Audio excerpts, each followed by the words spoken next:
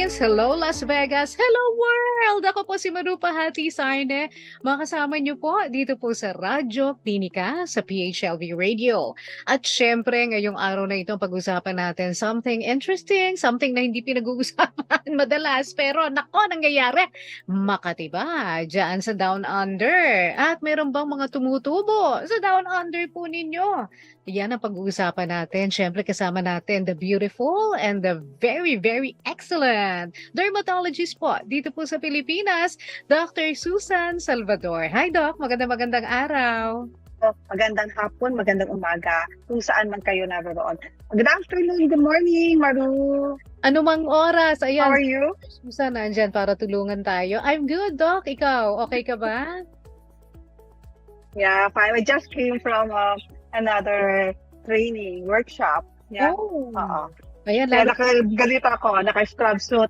Oo, nagpapakadalubhasa palagi si Doc para matulungan ang napakarami nating mga kababayan, hindi lang dito sa Pilipinas, kundi maging sa iba yung dagat, na nangangailangan na maintindihan yung kanilang mga sitwasyon. Lalo na ang hirap kayang magpatingin, di ba? Kasi alam ko dyan sa Amerika, pumipila kayo ng ilang araw bago kayo matingnan ng inyong mga dermatologist. Pero ito, ngayon ay maipapaliwanag na sa inyo ang posibleng mga nararamdaman nyo o kaya ay nakikita sa inyong doon sa Down Under pag hinubad nyo na ang inyong salawal, ang inyong pangilalim. Nako, eto na, may mga nakikita na tayo. At minsan na hindi naman pala sexually transmitted infection ito. Baka ito ay may ibang dahilan. Pero usually, Doc, yan. Pag kunyari, hinubad nila ang kanilang panty o brief, may nakita na mga butlig-butlig o anuman. Ano ba ang usually na nangyayari Down Under? Okay. Alam mo, pinakamagandang tanong yan kasi napaka-practical, no? Kasi everyday you take a bath, diba? Siyempre, besides sa ang napapansin mo mga sa mukha mo, kung anong tumutubo sa mukha mo, minsan yung sa private area natin, we are also very particular, no? For health purposes, right? Oh, yes. So, kailangan makita natin. Initially, parang siyempre, pag naliligo ka, kailangan makita mo yung balat mo, meron bang tumutubo dyan, meron bang makati, meron bang something na hindi dapat, no? Mm-hmm. So, that's the number one observation. You really have to observe, no? Monitor whatever is coming up. Mm-hmm. So, syempre, ito ay napaka-practical na katanungan na minsan nahihiya tayong tanungin sa ating mga doktor, even sa ating mga kamag-anak, no? But for everyone, I think, ang pinakamaganda niyan kasi, pag tayo naliligo araw-araw, first natin na-observe is besides sa ating mukha, no? Kung meron tumutubo sa mukha natin, then may allergies or whatever bumps we have, we easily get anxious about that, especially kung down under sa ating private area. May it be on the front or sa back, no? Sa puwet, no? Siyempre, particular tayo. May something na tumutubo na hindi naman dapat. So, number one, kailangan talaga malaman natin, kailan ba ito nagsimula? Kailangan kasi history. Kailan ito nagsimula? Ito ba ay tumubo ng makati siya or wala? May kasama bang mga simptomas na masakit? Mayroon bang blister? May tubig? Is there a blister or a vesicle inside? So we have to know the nature of the lesion. And then, we also have to consider, ito ba na-traumatize? Baka naman sa sikip ng aking salwal, na aking underwear, medyo nagkaroon ng irritation. Okay? Or something na you have put something, you apply lotion, any creams na irritate. Napabanguhan mo. Would it be like that? Okay. And even, minsan sa ating mga detergents, minsan sobrang bango. The fragrance itself, pag sobrang sikap naman ng ating mga underwear garments, minsan di ba pinapawisan tayo dyan? Okay? Pag pinapawisan tayo, so the skin becomes so vulnerable to whatever dermatosis.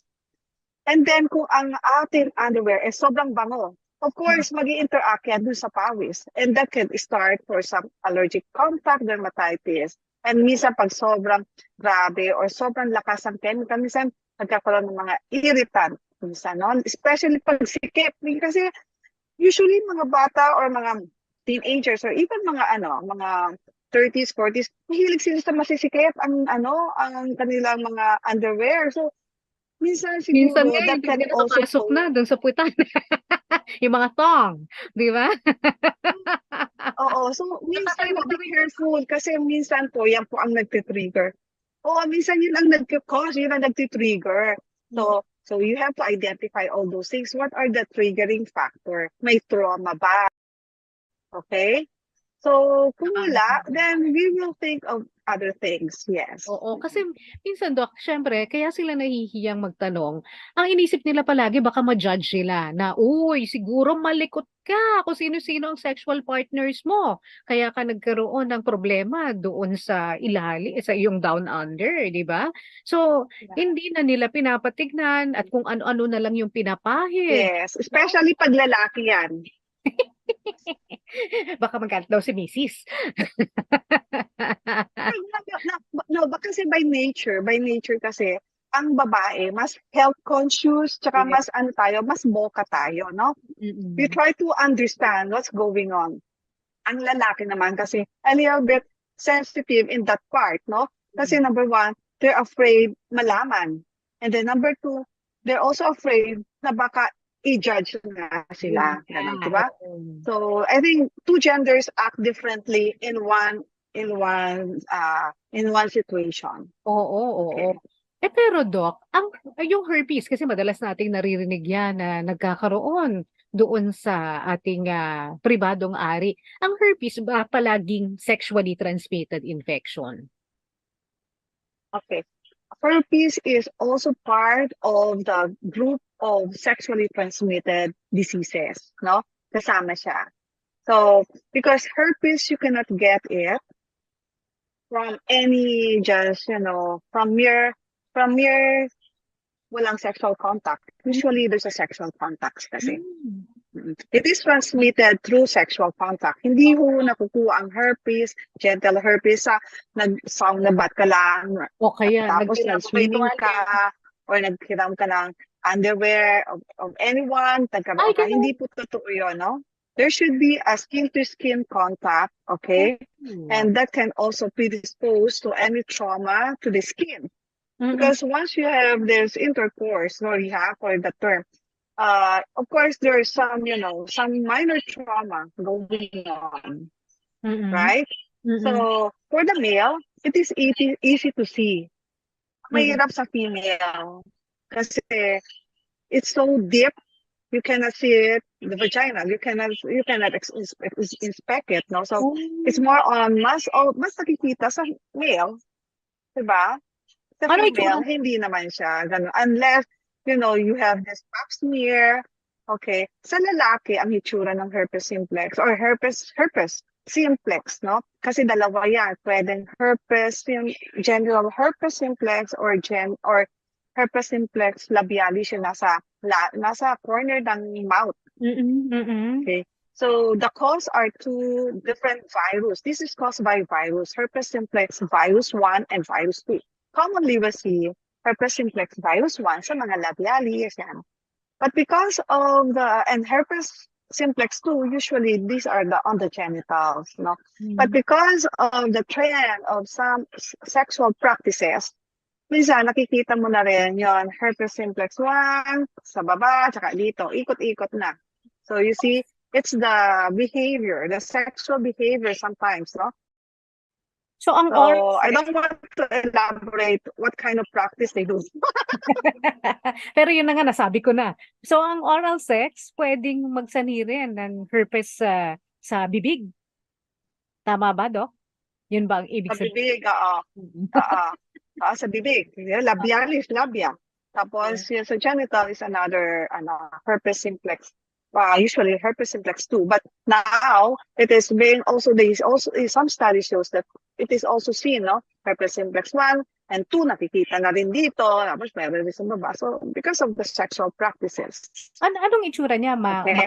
So ano, now, reddish o how to spot herpes simplex, no? Genital. oo. Anong itsura nun Doc? Okay. Pag sa let's go to the genital. Oo. Yeah.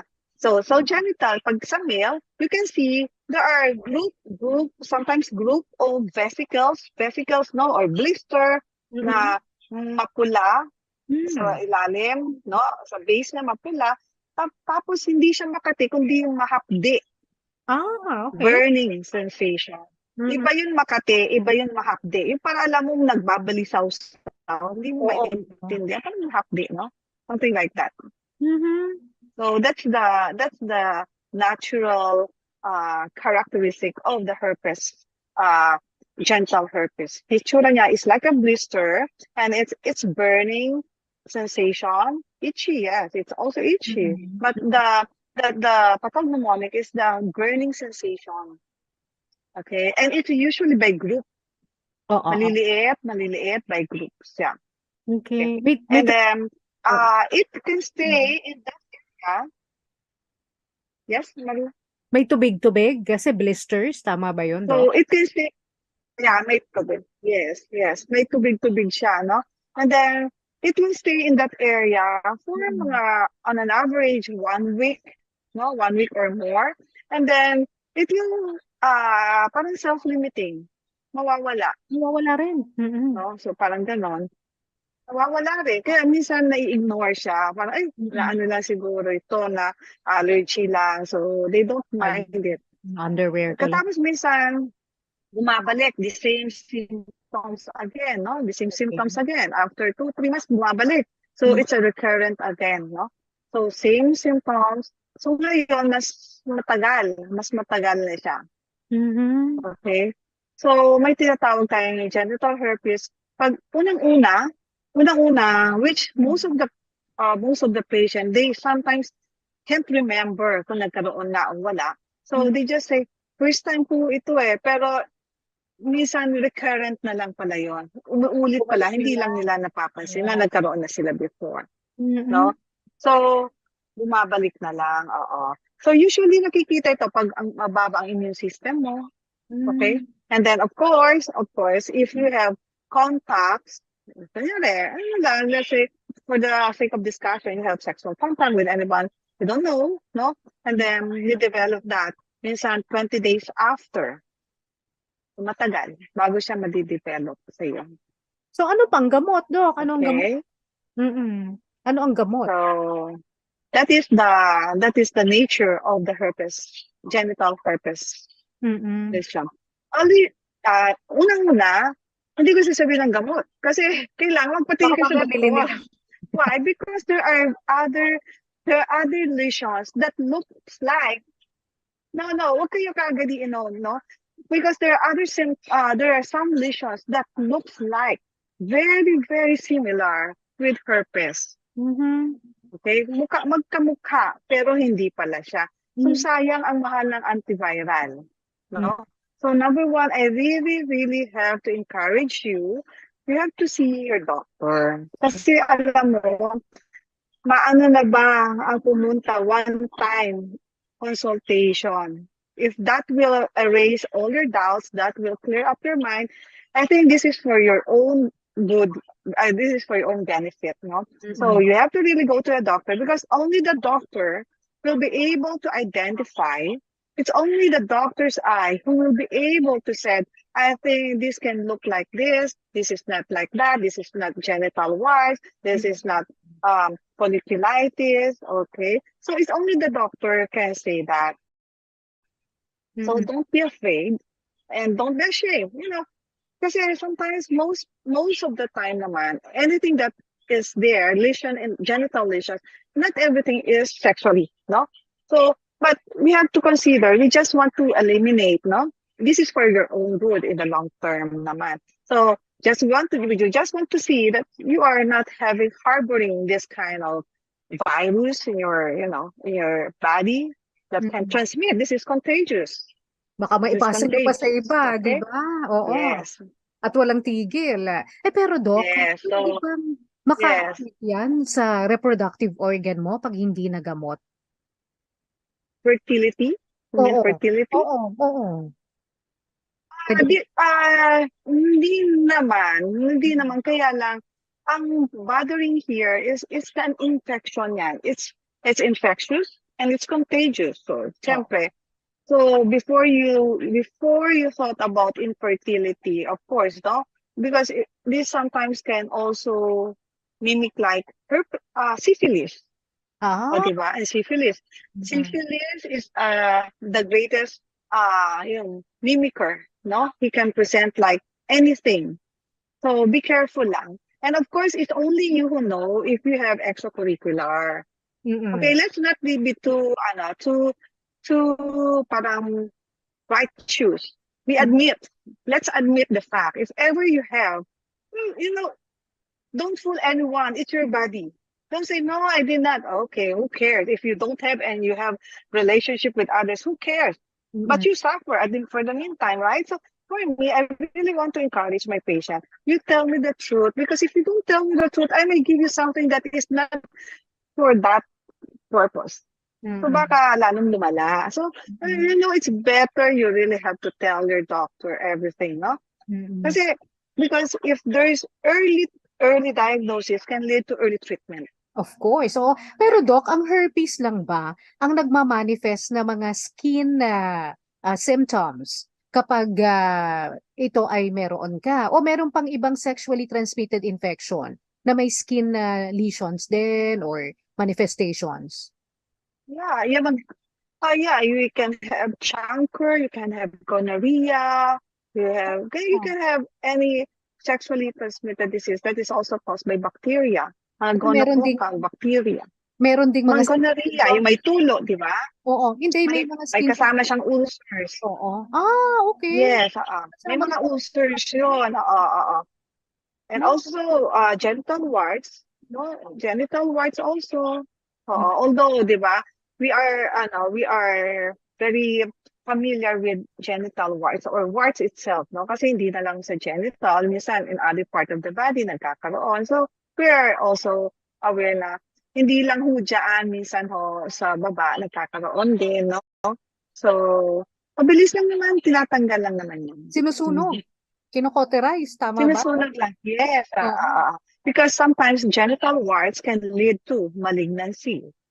Yan ang ayaw natin. Yung Pwede maging risk na cancer? maging malignant, Oh, maging cancer. You can have squamous cell carcinoma. wow. Yeah, yan ang something for the boys, for the big men, for the big boys. Don't be afraid. You really have to treat those things. These are just minor. Don't keep it. No, take it Huwag nyo out ring ibigay because you sa don't iba. need it. Pero totoo ba? If you love them, don't share it. Totoo ba, Doc, na yung sharing of towels, pwedeng doon magkahawaan din ng No, what? it's not. Some warts, maybe the warts, no? But of course, the best contact, no, the best is by skin contact, eh. Skin contact, eh. So hindi dahil sa So, kunyari sa towel. Oo. fomites, ganon, very few chances. Very few chances, So talaga no? skin to skin. Few chances. But of course, pag nag-share yun, yung virus, ay syempre, so, pag skin to skin, mas malakas ang possibility. Pero Mm-mm. yung mga sabi mo sa fomites, sa towel, sa mga very, very, that's so much, no? Mm. Yung percentage. Kasi Oo. it depends kung how active is the warts, no? Mm. Na nag-shed siya. Oo. Pero Doc, Okay, yeah. meron din na nagkakaproblema na But of course, it's also possible to be treated. Oo, okay. Ito naman, Doc, yung mga nagsusugat din, Which one? yung kanilang pribadong ari, nagsusugat dahil nagda-dry, lalo na yung mga kababaihan na nagmenopause na, di ba? Nagda-dry daw ang kanilang down. Okay. Oo. Okay. So, ganito yun naman. Are Mm-mm. you speaking of the natural physiology kasi ng Yes. menopause? Siyempre, pag nawala na yung hormones natin, yung estrogen, hindi sa na-deplete, no? There's a Mm. reduction, hormonal reduction, no? So, of course, yung activity ng estrogen, nawawala rin. Yung nagiging glowy ang skin natin, nagiging mas soft, nagiging yung curve ng katawan, nawawala na lahat yun, no? Kasi nga walang Bye-bye maintain, na. walang nagme-maintain. So, baba. So, one of the, ang unang-unang mapapansin talaga, nagda-dry yung skin. Nagda-dry yung skin, and well, the exception yun sa baba, no? So, nagda-dry din siya because of the hormonal effect. Mm. Okay. Mm. May pwede bang gawin para sa dryness na yon? Kasi para maiwasan na kumate at saka magsugat, Dok. Meron bang pwedeng ipahid?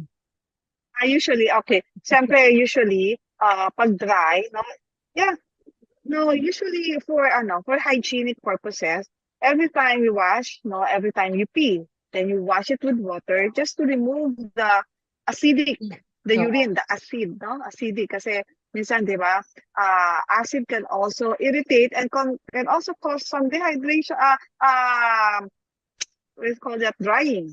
So what I usually advise them, you can use your lactacid, vaginal wash, okay?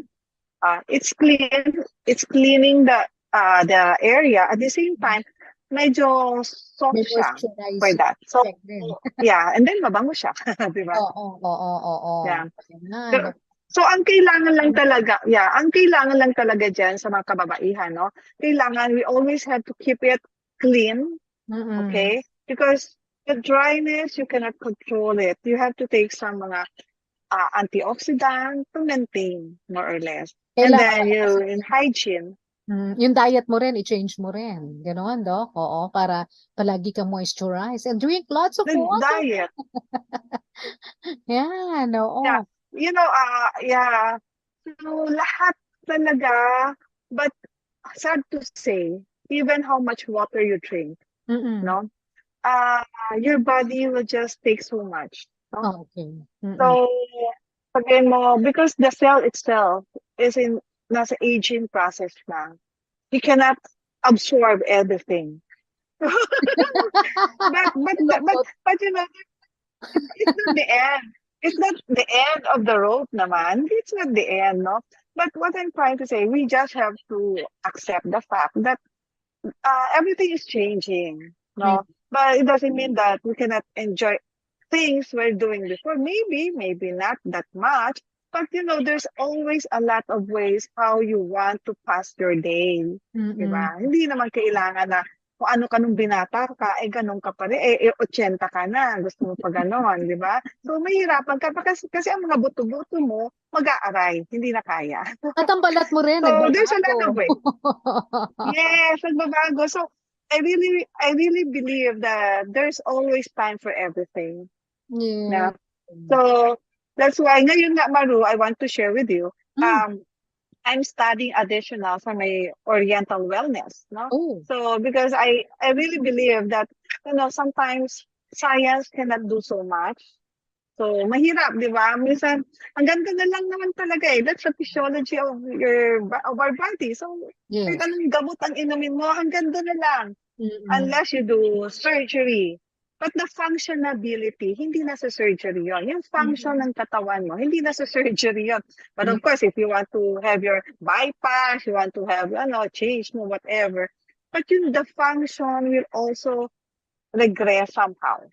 Kaya sa akin, I really want to learn additional alternative, integrative medicine. Wow. That's why I'm into this acupuncture, no? Because I really want them to have, a very good flow and balance of this energy within them. Because I always believe that the body can heal by itself.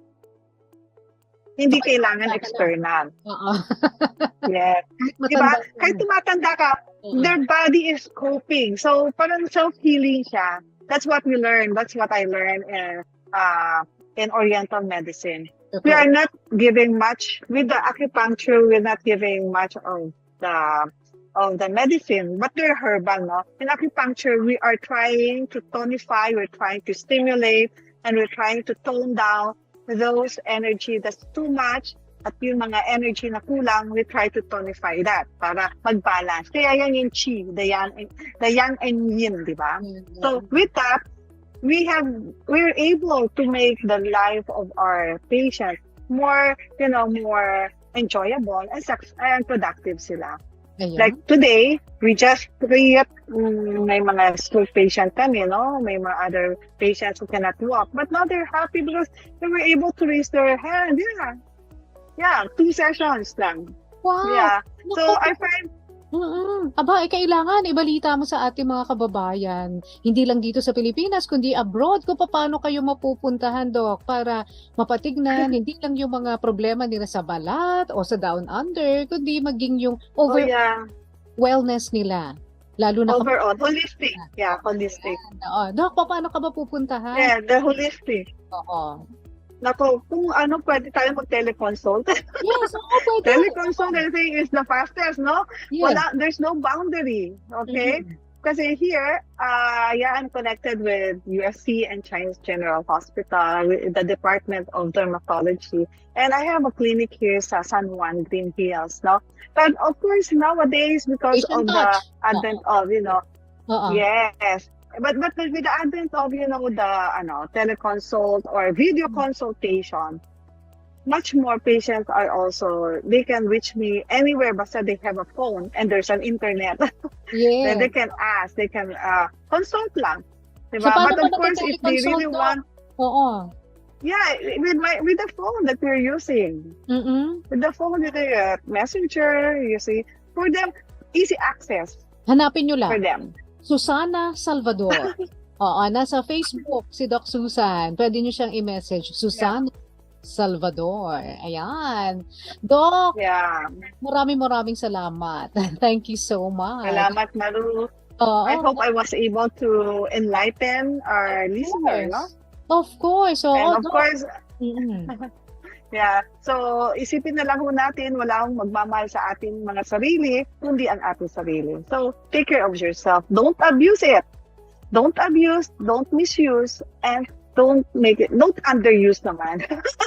Yes. Galaw-galaw naman kayo. Not full use. Yes. Thank Doc you, Susan, Marou, thank for you so inviting me. Maraming salamat at syempre, thank you so much din sa mga tiga Asian Touch Clinic. Yan po ang clinic ni Dr. Susan Salvador dyan po sa may Green Hills sa San Juan. And of course, salamat din sa ating mga kasamahan, sa ating boss Johan, dyan po sa PHLV Radio. Ako po, si Marou Pahati-Sarne from the Philippines. Bye!